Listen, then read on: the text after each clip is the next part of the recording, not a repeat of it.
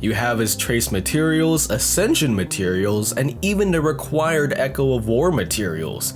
But how do you actually build Luocha? There aren't that many healers in Star Rail. In fact, at launch, there were only 2 in the form of Natasha and Bailu, the former of which you get for free, while the other is possibly your first 5-star. They both perform their roles as healers well, and the same goes for Luocha, who may have greater use with his debuffing capabilities and ability to break imaginary enemies, a recommended choice for a Memory of Chaos team. In terms of relics, his best choice is the Musketeer of Wild Wheat, since Luocha's healing scales off of his attack. The full Relic Set provides a 12% attack bonus and increases Luocha's speed and basic attack damage. You probably have loads of these relic pieces to begin with. Otherwise, Passerby of Wandering Cloud is a good substitute that buffs his healing outright, with the 4-piece recovering 1 skill point at the start of battle. Luocha automatically heals a character when their HP is low with no cost and primarily relies on his basic attack and ultimate for most of his turns. So instead, you can use the 2-piece of this set with 2-piece Musketeer if skill points aren't an issue. His best planar ornament is the sprightly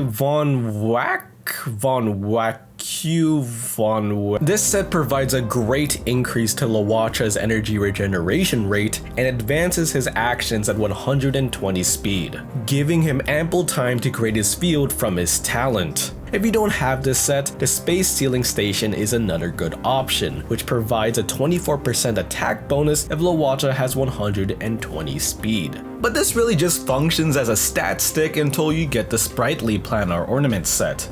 With the new 1.2 update comes a new planar ornament in World 7 of the simulated universe, Broken Keel, which increases Luocha's effect resistance by 10%. It also has the added benefit of buffing his team's crit damage after Luocha reaches 30% effect resistance or more. I'll explain why this is a good planar choice in the light cone section later. In terms of relic main stats, the body piece should have an attack percent main stat, and the feet piece should either be speed or attack percent as well, but prioritizing speed. As for the planar ornaments, the planar spear should be attack percent, and the link rope should be energy regeneration rate. As for substats, attack percent, effect resistance, and speed are what you should look out for.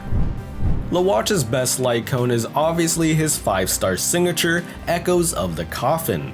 It provides a 24% attack bonus and regenerates energy based on the number of enemies hit during an attack. Not only that, all allies gain 12 speed for 1 turn after Luocha uses his ultimate. Time Waits for No One can be bought from the Starlight shop, and is a good alternative for a 5-star light cone. While the max HP increase is not that beneficial to Luocha, the 12% outgoing healing bonus and passive ability buffs his teammates' damage outright, allowing them to deal extra imaginary damage equal to 36% of his healing. Perfect Timing is Luocha's 4-star signature, increasing his effect resistance and increasing his healing based on his effect resistance. This plays really well with the Broken Keel planar ornament, boosting his healing further while keeping him resistant to enemy effects.